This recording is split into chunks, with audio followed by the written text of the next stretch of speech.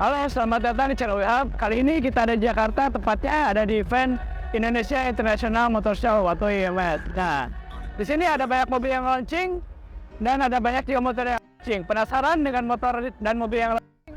Kita pantengin aja channel ini. Oke. Nah, sekarang saya ada di depan SMK Bima EV. Nah, sekarang SMK debut dengan menggunakan EV ya. Bersama Bima ini menggunakan platform Bima. Nah, sebelumnya Bima juga sudah mulai terbit atau sudah mulai dijual di Indonesia, tapi menggunakan mesin bensin. Nah, sekarang sudah menggunakan EV, sudah menggunakan listrik dikonversi ya bisa dibilang. Nah, untuk consideration saya di bagian depan ini cukup lengkap ya. Untuk lampunya menggunakan proyektor dan bawahnya menggunakan udah ada programnya juga. Tapi walaupun itu dia tetap masih menggunakan halogen dan tetap menggunakan lampu jauhnya multi reflektor biasa. Nah, untuk grillnya ini menggunakan bahan yang plastik, tapi dia dicat hitam. Jadi kalau misalnya warnanya putih, dia terlihat kontras gitu dibanding mobilnya. Kalau hitam ya mungkin blending jadi sama hitam. Logonya masih sama yang dulu, kita belum launching logo yang baru SMK-nya. Jadi mungkin ini ya masih logo yang lama. Ini namanya SMK Bima EV. Nah, sekarang ada sedikit biru dan logo isinya gitu. Nah, kalau dilihat dari atas nih, atasnya dia atapnya rada tinggi. Nah, kenapa agak tinggi? Nah, kalau saya tadi masuk dari dalam ya, dia headroomnya tinggi sekali untuk mobil ini. Nah, mungkin comparable dengan headroom seperti Toyota Hiace ya mungkin ya. Nah, tapi untuk lebarnya tidak selebar Hiace. Jadi ini lebih comparable ke mobil seperti Grand Max atau Carry, Super Carry ya. Tapi yang van-nya. Nah, mobilnya ada 2 konfigurasi. Ada versi van untuk penumpang dan ada versi blind van untuk komersialnya. Nah, penasaran dengan mobil ini, ikuti review terus mobil ini dari samping ya kita sekarang. Nah, sekarang kita ada di samping dari SMK Bima EV. Nah, bisa terlihat ya di sini ada sedikit ornamen biru. Nah, mungkin itu untuk menandakan bahwa mobil ini mobil yang versi EV. Nah, turun ke bawah, nah dia masih memakai pelek kaleng, masih pakai pelek stilis lah kalau orang luar negeri ngomongnya. Nah, ini ya masih kayak mengeluarkan dia tegang. Nah, sampingnya itu menggunakan side header, pengoperasiannya juga ringan ya, cukup ringan ya. Kacanya ini besar-besar semua, untuk depan bisa di-roll, ini juga bisa di-roll.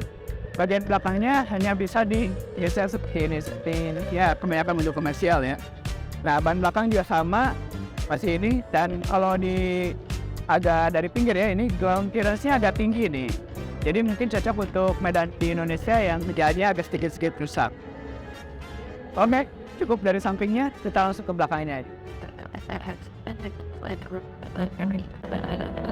Oke, sekarang kita ada di belakang dari SMK Bima EV. Nah, bagian belakang ini juga kita lihat ya dari atasnya ini tinggi sekali roofnya gitu ya.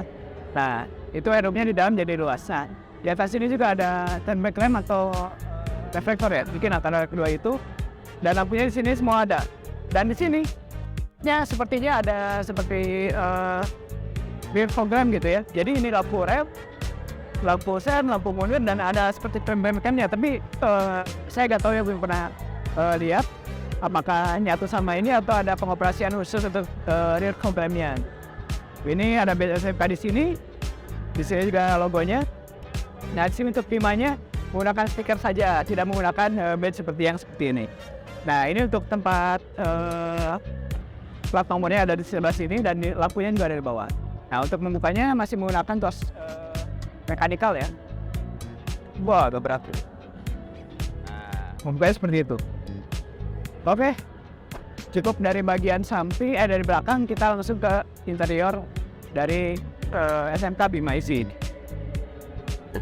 Oke, sekarang saya ada di dalam interior dari SMK Bima EV. Nah, di dalam interior ini karena mobil ini platformnya dulu menggunakan mesin di bawah driver, jadi untuk tempat duduk cukup tinggi ya karena di sini nih. Nah, ini ada seperti untuk membuka ke mesinnya gitu kalau di mesin yang bensin. Nah, tempat interior ini bisa dibilang untuk mobil yang berasal dari mobil komersial ya, cukup lengkap semuanya. Di sini ada untuk infotainment systemnya ya seperti ini sih sebenarnya. Untuk di mobil-mobil yang lain ya, yang kelasnya misalnya dari Jepang lebih bagus, tapi ini ada sih. Nah, yang lebih bagus lagi di sini ada untuk AC-nya. Dia ada lengkap semuanya, semburan AC ada gitu ya, fan-nya ada, temperaturnya pun ada gitu, dan sirkulasinya juga sudah ada ya dari luar atau dari dalam. Walaupun ini feel tombolnya ada ya bisa diimprove lah sebenarnya ya. Nah, ini untuk AC on off. Di sini untuk menyimpan koin misalnya ya, atau ini aspeknya. Uploader dan di sini tidak terlalu tinggi ya, tidak agak nakal. Dan ini untuk dial perpindahan transmisinya, mengingatkan saya pada Wuling RFQ sebenarnya. Untuk dial ini ya sistemnya. Oke, di sini ada glove box. Oh, dikunci glove boxnya. Nah, tapi ya overall sih familiar sekali ya dengan mobil-mobil biasa gitu. Tidak banyak berubah gitu dari versi yang bensinnya gitu. Walaupun ya ini perbedaannya ada di sini saja gitu untuk menandakan yang EV dan yang non EV gitu. Atasnya ini ada biasa ya sun visor. Di sini ada cerminnya, lumayan lah ya. Walaupun gak gede-gede amat, dan di sini ada lampu. Nah, lampu-lampunya masih halogen seperti biasa. Nah, untuk rear view mirrornya ini warna senada ini ya. Senada atasnya pastinya warna putih gitu. Jadi lumayan unik juga, biasanya warna hitam gitu mobil yang lainnya gitu ya. Nah, untuk steeringnya ya lumayan ya. Walaupun dia gak ada pengaturan volume dan yang lainnya. Untuk joknya di sini ya tidak ada yang lainnya selain maju mundur dan tilt ya. Nah, untuk di ininya udah pakai elektronik ya, untuk kacanya udah pakai elektronik. Belakang juga, kalau belakang masih manual, jadi ini ada dua, berarti untuk kiri kanan aja gitu. Bisa dilihat di situ ya, kalau untuk tuas ininya, tuas untuk kaca naik turunin kacanya. Udah elektronik untuk depan, belakang masih manual. Dan ada bawaan juga sih. Jadi kalau untuk ya yang setara dengan pabrikan Jepang untuk sama dengan Luxio ya, karena Luxio juga udah ada bawaannya. Kalau Grand Max yang fan belum ada gitu. Jadi ini lumayan lebih lengkap lah dibanding Grand Max misalnya. Untuk versi ya fan penumpangnya. Oke, mungkin kita langsung ke belakang aja untuk kita ngecek bagian penumpang dari SMK 5IC. Oke, sekarang kita ada di baris kedua dari SMK 5IC. Nah, baris kedua ini cukup luas.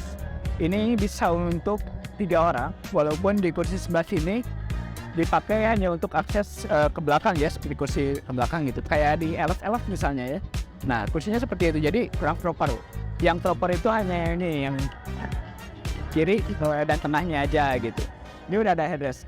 Dan yang saya surprise ternyata dia ada 4 baris kursi SMK 5EV ini. Cukup besar juga ya, berarti ini mobil dan cukup panjang nih. Lihat saja headroomnya ini cukup tinggi.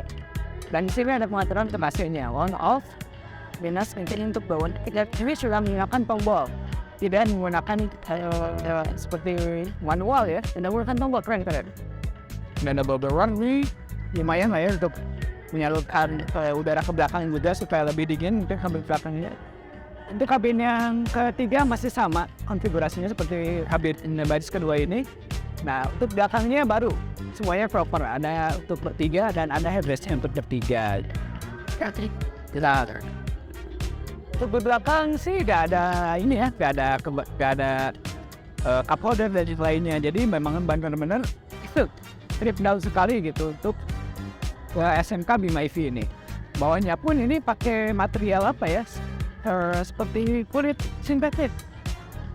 Bukan karpet, tapi ini kulit sintetis gitu. Jadi mungkin ya untuk supaya lebih mudah dibersihkan. Ya untuk belakang ya, tapi ini udah ada ini ya, udah ada seatbeltnya. Dan penumpang tengah sayangnya masih pakai seatbelt 2 titik ya. Kalau penumpang kiri kanannya sudah bisa 3 titik. Oke, bagian belakangnya mungkin sama aja ya dengan bagian baris keduanya gitu. Maaf, koreksi. Nah, baris kedua ini yang tengahnya sudah 3 titik, ternyata ini ada di sini gitu. Dan saya ada di atas sini, biasanya soalnya untuk baris kedua datangnya dari atas ini. Tapi ini berarti dari arah kiri ada langsung masuk sini untuk baris kedua. Oke, berarti ini cukup proper untuk belakang ini. Jadi ya lumayan lah ya, walaupun saya gak begitu tinggi. Nah ini posisi mengemudi saya tadi cukup lah, ada sejengkal nih, sekitar sejengkal gitu. Tapi ya keren juga ya, mobil ini bisa banyak juga ke belakangnya gitu. Apalagi mungkin yang versi blind van-nya kapasitasnya mungkin bisa lebih besar dari beberapa kompetitornya gitu, dari desain dari ini sih. Overall sih oke banget. Dan build quality juga ya lumayan lah ya. Komplain saya sih paling tadi untuk radionya mungkin harusnya bisa lebih universal, dan ke feel lainnya seperti dari tadi untuk arah semburan dan lain-lainnya mungkin bisa lebih dikit lah ya. Overall sih ini oke banget gitu untuk mobil ya, as it is ini oke banget. Apalagi ini sudah EV, dan tadi juga saya sudah baca ini menggunakan motor AC, jadi permanen magnet gitu ya. Dan kalau mau dilihat di sini di bawahnya ada baterai. Nah ini baterainya di sini nih. Range-nya dengan baterai ini, baterai lithium, bisa mencapai 300 km gitu untuk mobil ini. Dan kalau dilihat di sini dikit ada motor listrik, kelihatan. Anaknya ini ya, motor listriknya. Jadi instead of gardan, di sini ada motor listrik. Oke, begitu aja review kami untuk review first impression di IMS 2023 terhadap SMK Bima EV ini. Nah, untuk kalau penasaran dengan mobil lainnya yang ada di IMS ini, pantengin terus channel ini karena ada banyak sekali mobil yang launching sekarang di IMS ini. Keren.